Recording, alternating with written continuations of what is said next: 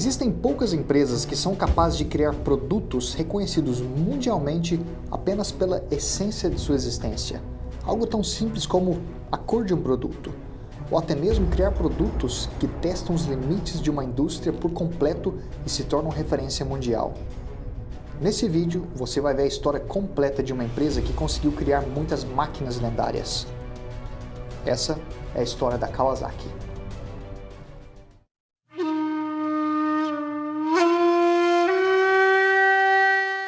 Um ponto crucial para entender a história de qualquer empresa é entender as dificuldades que o fundador da empresa teve que passar, que nesse caso foi o Sr.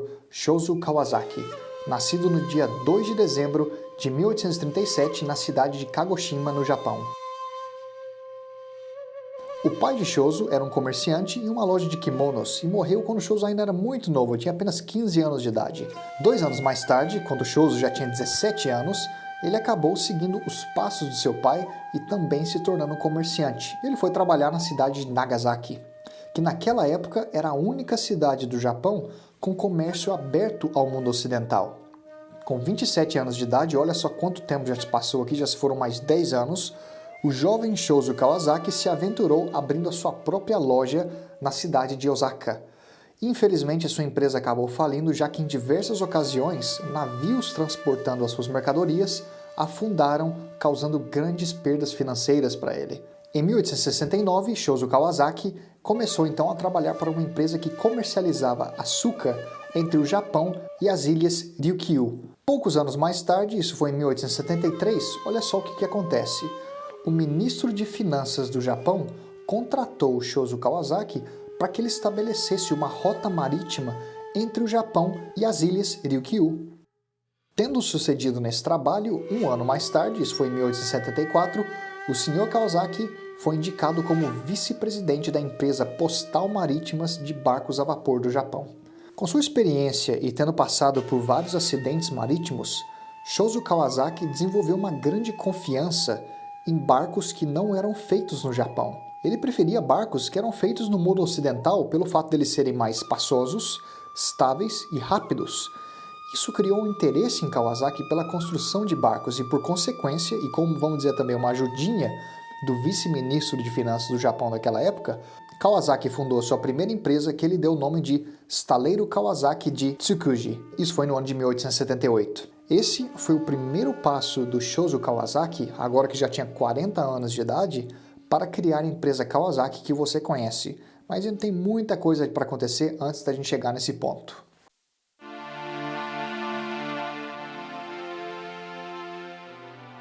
Em 1886, 8 anos após a fundação da empresa, as coisas estavam indo muito bem e a empresa estava se expandindo. Então o Shozo Kawasaki ele decide renomear a empresa para dar uma ideia um pouco mais universal, em vez de fixar o nome da empresa em apenas uma cidade. Então ele renomeou a empresa para apenas Estaleiro Kawasaki. Nessa parte da história, algo triste, mas que ao mesmo tempo beneficia algumas empresas, aconteceu. A Primeira Guerra Sino-Japonesa acontece. Estamos em 1894 e essa foi uma guerra entre o Japão e a China, que você pode imaginar teve muita necessidade marítima. A empresa Estaleiro Kawasaki cresceu rapidamente construindo navios e também fazendo reparações de navios durante a guerra. Até agora, a empresa Estaleiro Kawasaki era uma empresa privada e o Sr. Shozo Kawasaki percebeu que isso gerava uma grande limitação para a expansão de sua empresa. Então ele decide tornar a Estaleiro Kawasaki em uma corporação. Isso foi no ano de 1896. E o Sr. Kawasaki também tinha uma outra motivação para fazer da Kawasaki uma corporação. Ele já estava com 60 anos de idade aqui, sem nenhum filho ou filha em sua vida. Tornar a empresa uma corporação seria uma ótima solução para mantê-la viva após sua morte.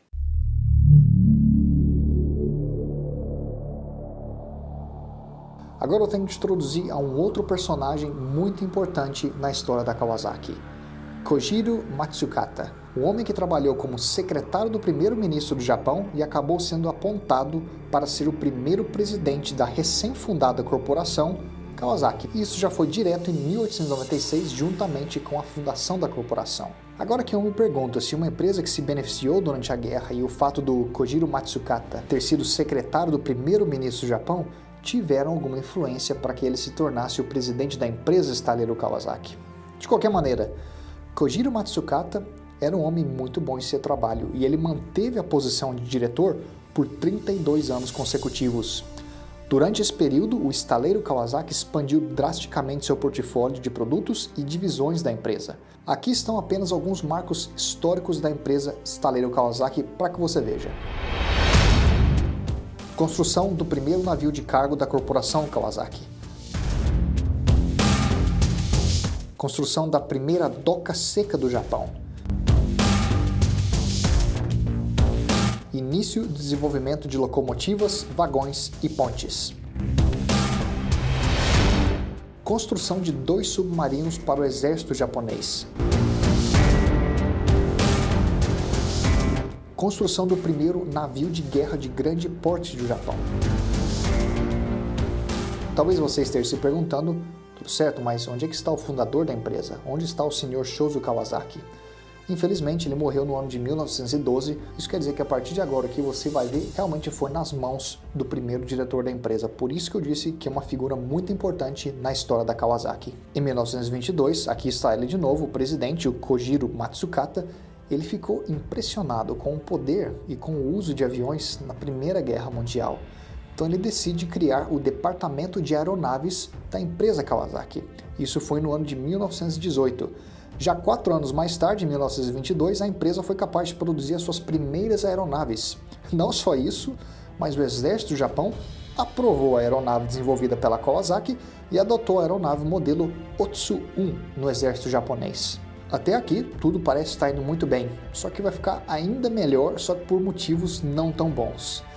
Você já deve saber que o Japão é um país que frequentemente sofre terremotos. Pois bem, em 1923, o Japão sofreu um de seus piores terremotos, que foi intitulado de O Grande Sismo de Kanto. E a Kawasaki, apesar de também ter sofrido com esse terremoto, foi uma oportunidade. Lembra que eu mencionei que a Kawasaki começou a construir pontes? Pois bem, após esse terremoto, teve uma oportunidade para a Kawasaki para construir e reconstruir várias pontes durante esse período. Aqui estão apenas alguns exemplos para que te dê uma ideia.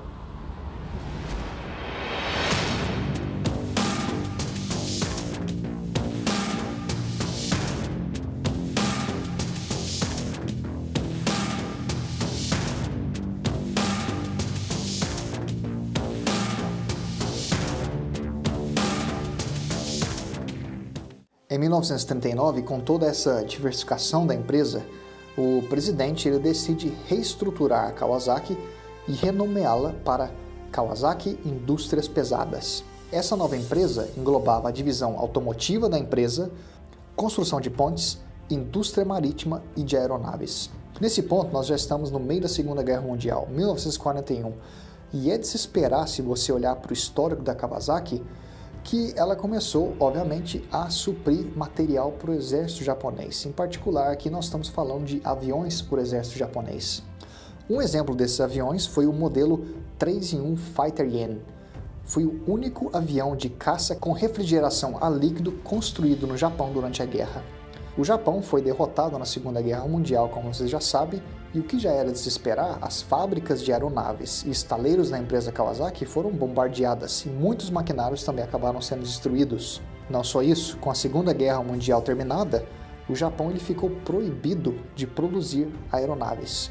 Então agora a Kawasaki se encontra em uma posição, vamos dizer que meio inusitada. O que fazer com todo o conhecimento técnico e maquinário adquirido durante as décadas anteriores? E para eles, a resposta era clara. Vamos produzir produtos para o consumidor comum de alta tecnologia e desempenho.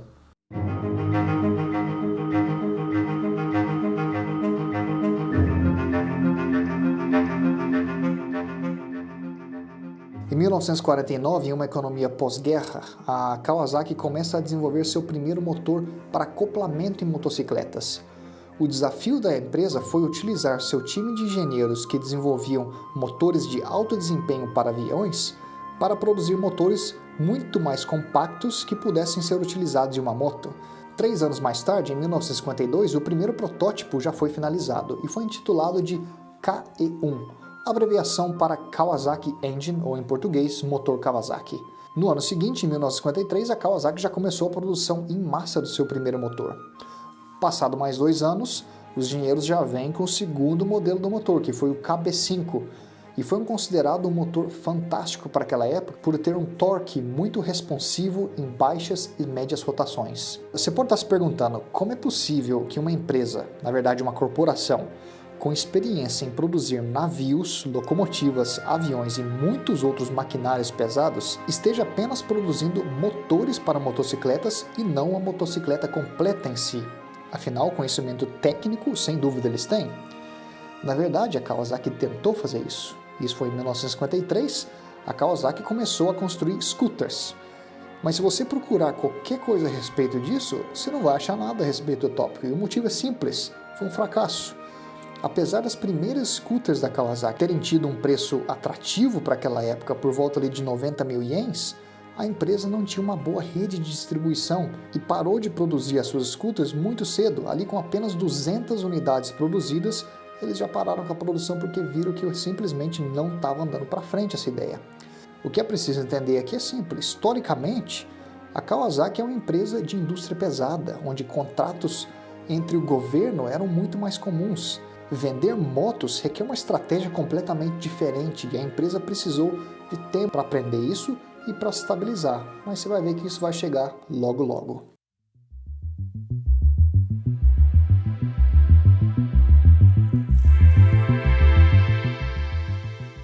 Então, finalmente, em julho de 1954, a Kawasaki decide entrar oficialmente no mercado de motociclismo.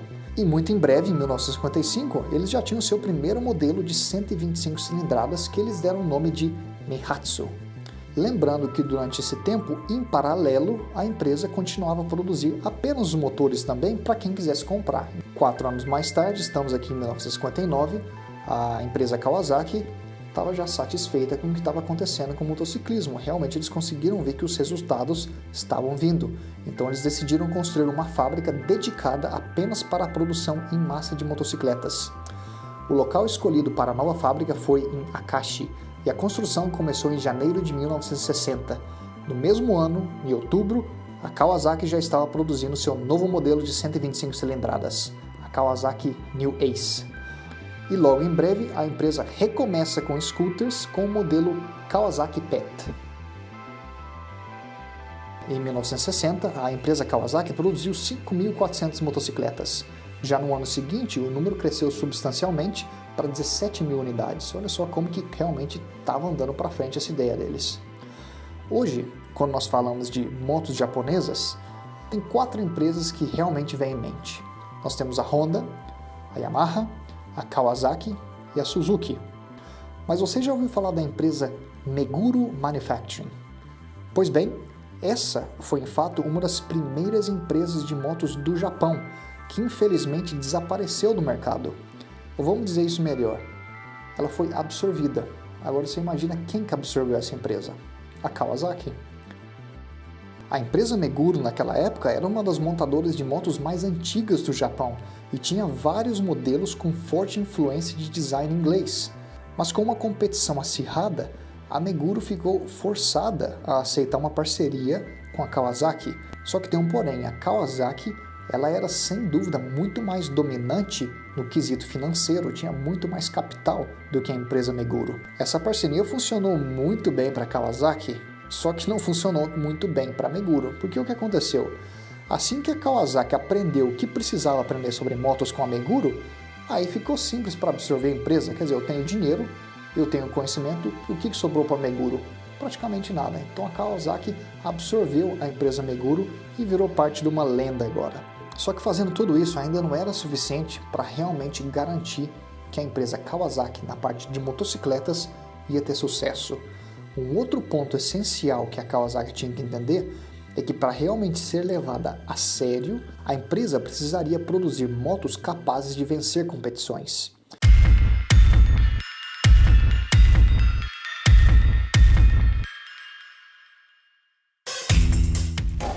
E é exatamente isso que aconteceu. Em 1963, quando a empresa lança o modelo B8M, que foi um modelo adaptado do modelo B8, só que ele foi ajustado especificamente para corrida de motocross. Uma prova dessa escolha foi o posicionamento do escapamento da B8M, era aquele escapamento caracol que saía para cima em vez de sair por baixo da moto. A ideia funcionou, e no campeonato de motocross da prefeitura de Hyogo, os pilotos da Kawasaki conseguiram garantir as 6 primeiras posições. Imediatamente, a mídia aclamou a Kawasaki e apelidou a B8M de a Fúria de Tanque Vermelho. Em 1968, a Kawasaki colocou 2 times de engenheiro para competirem entre si dentro da empresa. O primeiro time de engenheiros da Kawasaki desenvolveu uma moto bem comum para aquela época, 2 cilindros. Mas o segundo time, eles tomaram uma direção um pouco mais radical. Eles construíram uma moto de 500 cilindradas, 3 cilindros e motor de 2 tempos. Você tem que lembrar que nós estamos falando de 1968, uma moto de 500 cilindradas com 3 cilindros e 2 tempos era uma coisa diferente para aquela época. Na verdade, até hoje vai ser muito raro você encontrar uma moto com esse tipo de característica. Agora a gente tem que parar tudo para que realmente você entenda o que tudo isso quer dizer. Se você é da geração mais nova de motociclistas e nunca ouviu falar de motores 2 tempos, talvez você nem se impressione e fale, tá, mas o que isso quer dizer? Mas se você já andou de moto 2 tempos e conhece algumas lendas, e eu vou citar algumas dessas lendas que fizeram bastante sucesso no Brasil, só para a gente se posicionar. A Yamaha DT200 ou a DT200R, ou a Viúva Negra Yamaha RD350. Aí sim, se você conhece essas motos, você sabe como que elas são potentes, é uma porrada de poder que entrega de uma vez só.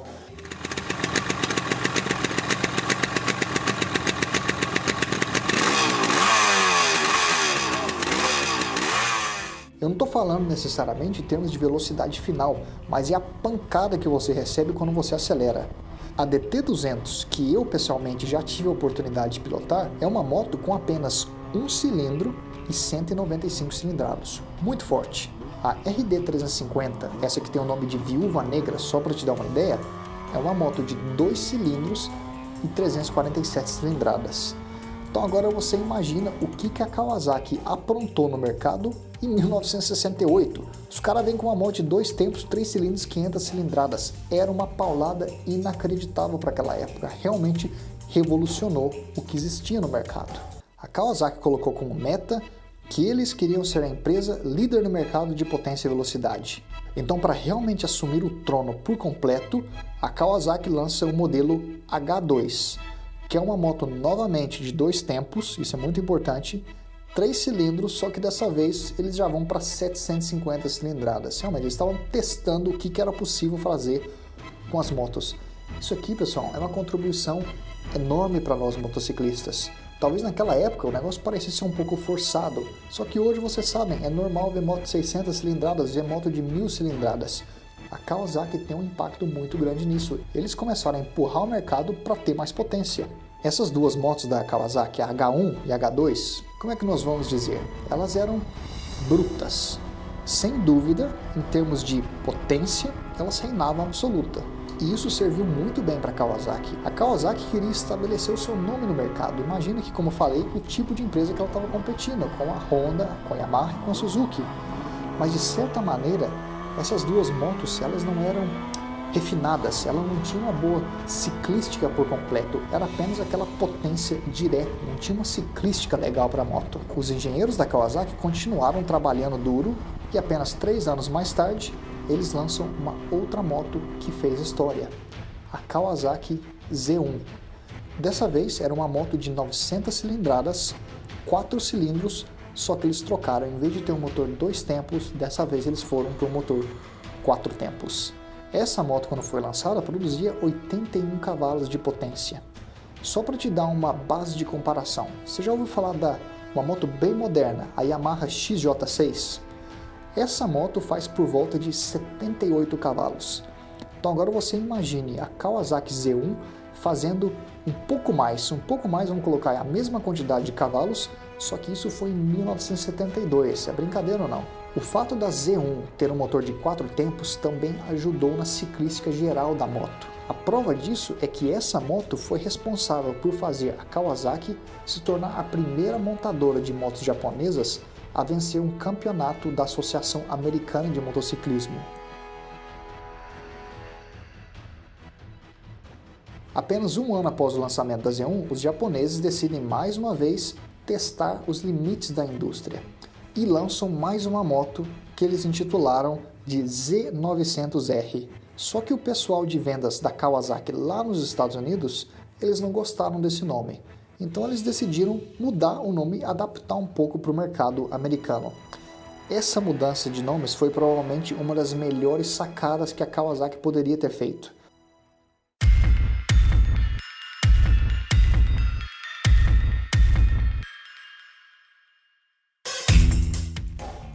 Aqui, a Kawasaki Ninja foi criada. Para se destacar ainda mais entre outras motocicletas, a Kawasaki adota a cor verde-limão como cor principal para suas motos. Essa cor não era só uma cor completamente diferente do mercado, mas a Kawasaki também utilizou a cor para enviar uma mensagem para todo mundo. No final dos anos 60, a cor verde simbolizava azar entre pilotos de motos. O que a Kawasaki queria fazer aqui é mandar uma mensagem que para eles não existia superstição e sim engenharia. A primeira geração da Kawasaki Ninja produzia 115 cavalos e novamente eu vou te dar aqui uma ideia para comparação. Se você já ouviu falar do modelo Honda Hornet, que também é bem popular no Brasil, esse modelo de 2008, essa moto gera por volta de 102 cavalos. Então aqui você vê, a Kawasaki Ninja já fazia mais cavalos de potência do que a Hornet, só que não se esqueça, nós estamos falando de uma moto que foi criada há mais de 30 anos atrás. Hoje, até mesmo as pessoas mais leigas sobre motociclismo sabem que existe uma tal de moto verde e a famosa moto Ninja. Talvez as pessoas não saibam dos detalhes por trás dessas motos, só que o que nós não podemos negar é que a Kawasaki nesse momento conseguiu se estabelecer no mercado. Essa moto verde, a Kawasaki Ninja, são termos para referência mundial. A partir desse ponto, é um recorde após o outro em termos de potência na indústria do motociclismo. Em 1990, introduziu a ZX-11. Essa foi a primeira motocicleta a utilizar um motor com tecnologia de admissão Ram Air, que numa tradução, vamos dizer, aproximada seria como admissão por ar forçado. Em prática, a ideia é simples. Quanto mais rápido a moto é pilotada, com mais força e velocidade, o ar é puxado para dentro do motor. Em outras palavras, a moto produz mais cavalos de potência à medida que a velocidade aumenta. A ZX-11 produz estrondosos 160 cavalos de potência. Vamos aqui mais alguns anos para frente, em 2006, e a Kawasaki faz a mesma coisa de novo, ZX-14. Para simplificar tudo isso aqui, essa moto foi um monstro com 1.400 cilindradas. Esse aqui é um motor que é maior do que muitos carros. E para fechar a nossa lista de motos absurdas, a Kawasaki lança em 2015 a Ninja H2. E essa é uma moto que faz 310 cavalos de potência. Oh my God! Jesus Christ! Come on, James, make it sing for us.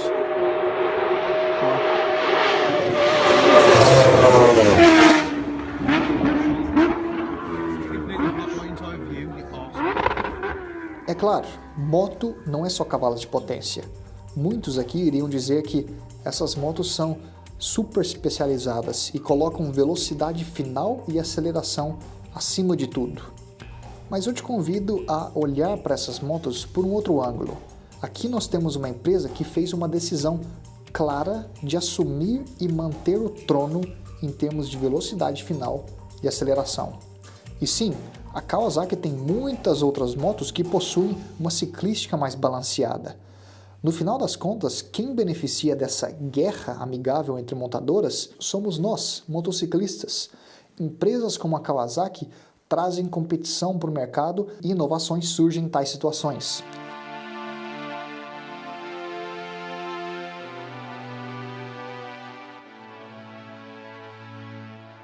Hoje, a Kawasaki continua com uma seleção enorme de produtos: navios, submarinos, estruturas em alto mar, locomotivas, vagões, aviões, helicópteros, componentes para exploração espacial, motores de caça, equipamentos marinhos, construção de fábricas, construção de pontes, motocicletas, jet skis, maquinários de precisão e robôs para a produção. Nós estamos chegando no final desse vídeo e espero que agora você saiba um pouco mais sobre a história da Kawasaki. uma empresa que utilizou seus conhecimentos em desenvolvimento de grandes motores marítimos e aeronaves para desafiar a indústria de duas rodas. E se você gostou desse vídeo, eu recomendo muito que você assista aos vídeos aqui no canal relatando a história de outras montadoras de motos. Basta clicar aqui na descrição do vídeo. Se você ainda não é inscrito aqui no canal, recomendo que você se inscreva e ative o sininho de notificações. E finalmente, deixe o seu like e compartilhe, pois assim que esse vídeo bater 50 mil curtidas, eu vou cobrir a história de uma outra montadora que você escolherem. É isso, pessoal. Nos vemos em breve.